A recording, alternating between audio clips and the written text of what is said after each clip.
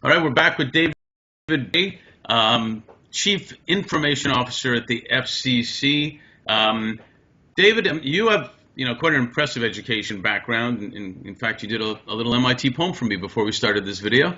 And IT and of all things biology, public health, infix, and information systems. I mean, at Emory, then you did postdoc at of collective intelligence to leadership in a network world at MIT and Harvard.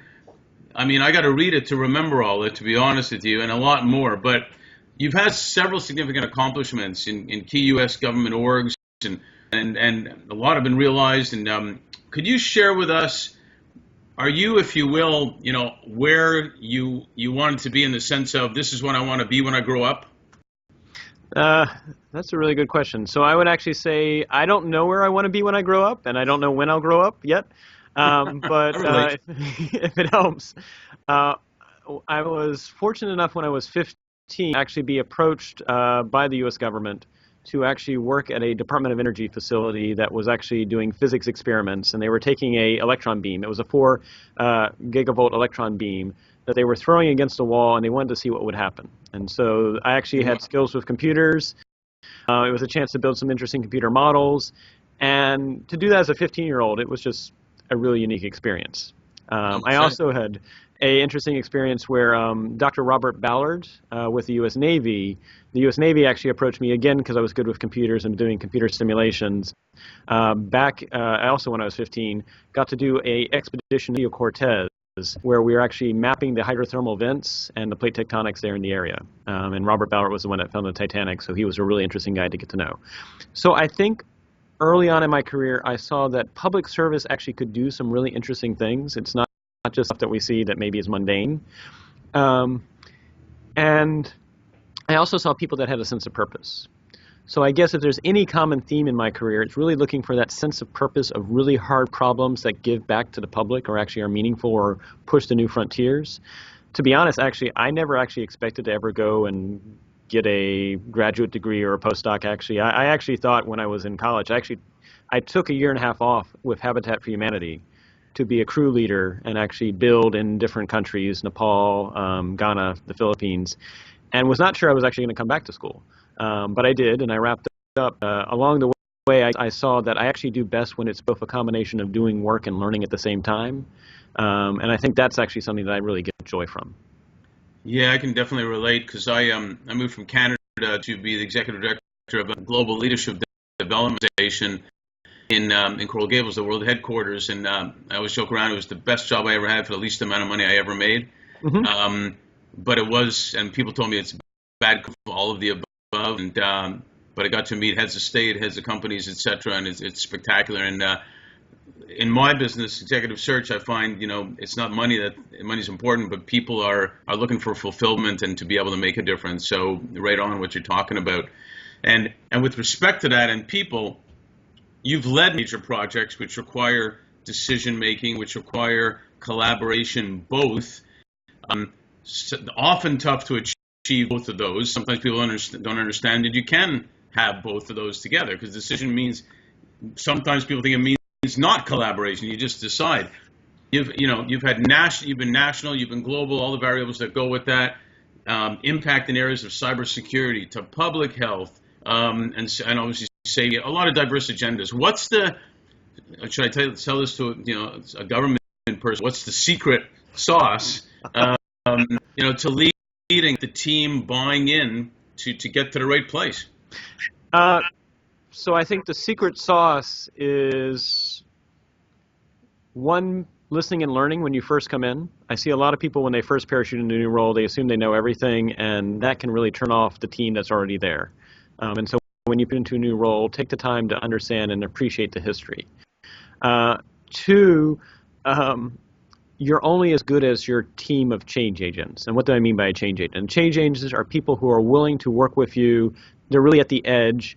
And if you have a vision, they're actually willing to then implement and make it happen, because you can't do it by yourself. Right. And so wherever possible, I try to do it both internally with the team but on Twitter, is recognize the team and actually give deference and say, I would be nowhere if it weren't for the team of change agents.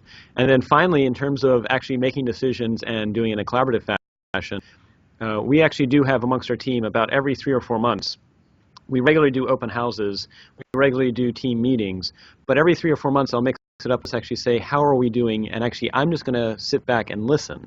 So I'm actually going to allow the team for the next hour to tell me how things are doing. And that allows them to actually say what course corrections we need to make. So I think the art of being a good leader is recognizing increasingly no one person can do it by themselves, and you're only as good as your team.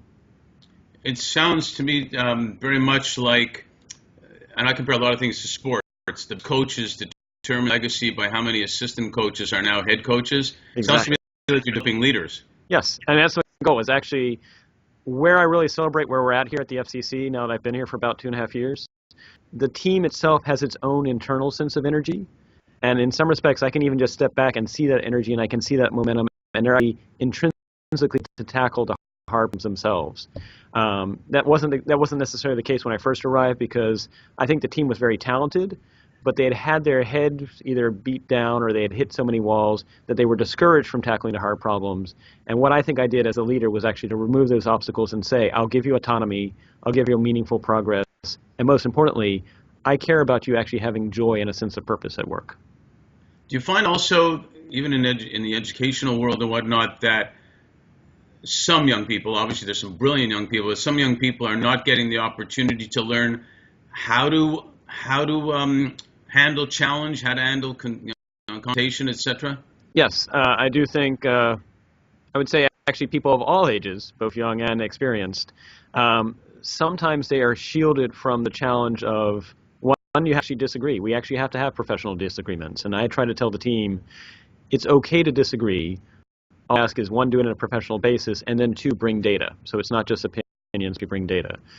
And two, sometimes people are shielded from the fact that there's no easy answers. You know, we'd like to think that things are one-sided. And I think I actually heard once, it was the best phrase, when you become a manager or you become a supervisor, you're being given the gift of fire. And the gift of fire can be warming. The gift of fire can actually help prepare food. It can provide comfort. It can provide light. But also the gift of fire, it can actually scorch people too. Right. And when you accept the role of being a supervisor or manager, sometimes you have to do that to help the team succeed. That's brilliant. I'm actually going to have to steal that one. Go ahead. Oh, it is so right on. You know, along those lines, it goes without saying that the world and certainly technology is ever-changing, and speed of light would be an understatement. How do you see public-private partnerships making a difference in our lives, from, you know, the thing of terrorism that we have now on our economy and people, to, you know, basics as water and agriculture? So you're absolutely right that the world is changing exponentially. If we look back at it, 2013 will be that we probably didn't recognize was history, but is history, in the sense that there were 7 billion people on the face of the planet, and there were 7 billion network devices on the face of the planet. Just 2 years later, come 2015, we're now at 14 billion network devices, and the estimates are by 2020 at least 50 billion. And so that's exponential change. Data is also growing exponentially, such that by the time we get to 2020, so just 4 years from now, there'll be what's called 96 zettabytes. A zettabyte is 1 billion terabytes of data on the face of the planet. And to give you a sense of scale, in the United States, the Library of Congress is just 10 terabytes. So when I talk 96 billion terabytes, I'm talking about 9.6 billion libraries of Congress on the face of the planet.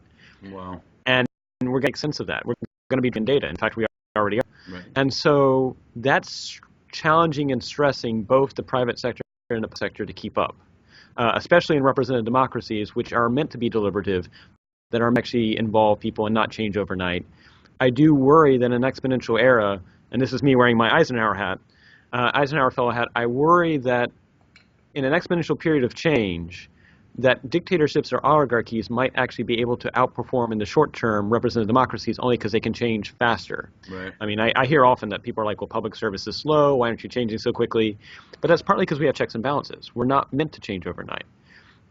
And so that's where I'm interested in public-private partnerships, because that's maybe you can align the fact that the private sector can move more quickly because they do have CEOs, they do have their board of directors, and it's self-contained in the money, whereas in most representative democracies, it's actually distributed, and they can actually work together as a hybrid approach. And the thing that I find interesting is, whereas I've been in the UK, I've been in Canada, been in Australia and Taiwan, they do public-private partnerships fairly well. We in the United States, we actually only have very few examples of successful ones, and so that's actually a thing that we need to think about in our future going forward. That's super interesting because I did them in when I was in nonprofit and in private, and the collaborations can be fantastic. And you're right, it's a great balance because you got some speed of the private with probably a lot of knowledge in the public too. And so I think we should get a petition going to get those things going, because benevolent dictators the best. As they say, the best government, but there's not many benevolent ones. No, unfortunately, power corrupts, and absolute power corrupts absolutely. Exactly, or absolutely, I should say, right? As you said, our executive search firm, we focus on attracting. The two words we use the most are the right fit when it comes to putting in candidates with our clients. Share your thoughts on building an agile workforce, and with what you were saying, the challenge and the benefits from it. Sure.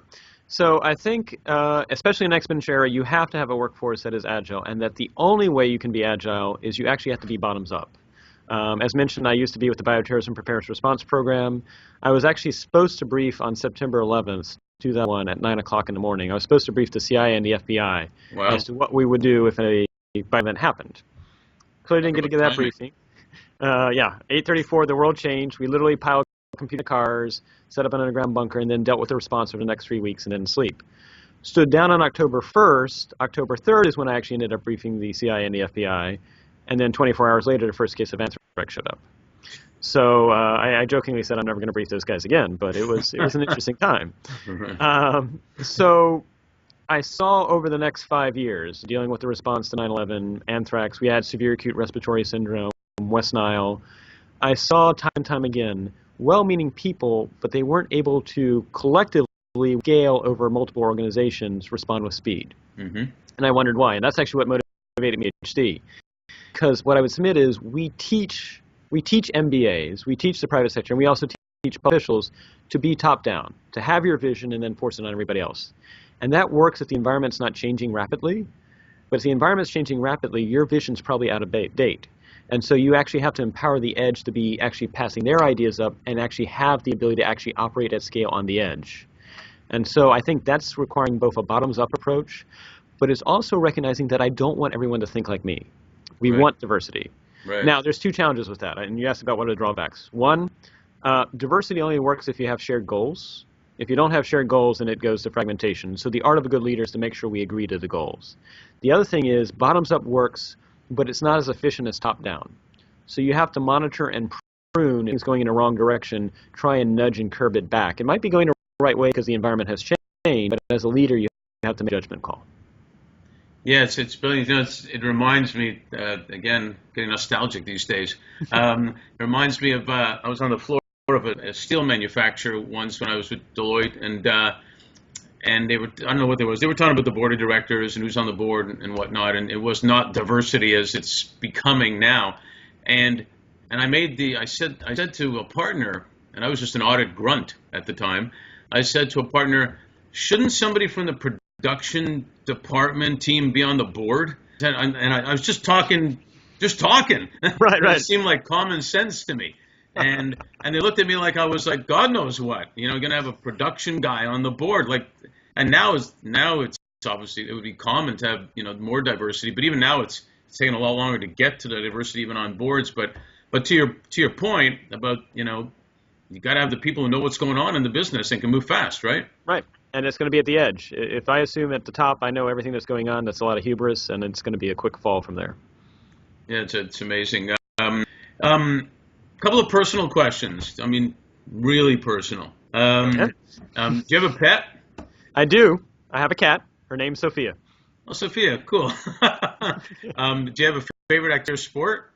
I do. Favorite activity, actually, well, it's twofold. One is I love to go for walks. Actually, my wife and I, we probably go for walks at least 7 or 8 times a week.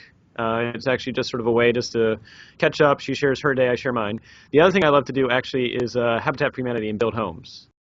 often I feel like in my role, it's a lot of abstract thinking, a lot of abstract thought. So when you actually get to do something tangible, there's actually a real meaning to it.